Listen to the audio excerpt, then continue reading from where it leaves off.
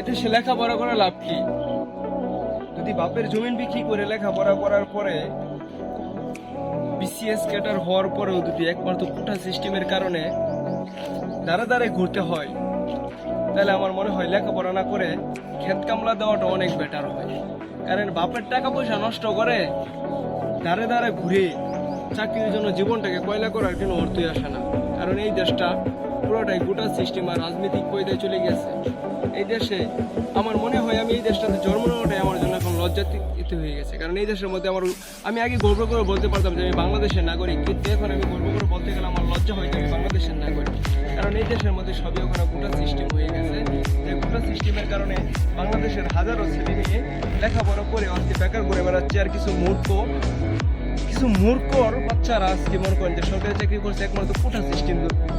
তাই আমি সবার কাছে অনুরোধ রয়েছে এই কোটা সিস্টেমটা বাতিল করে বাংলাদেশটাকে একটা সোনার বাংলা হিসেবে গড়ে তোলে।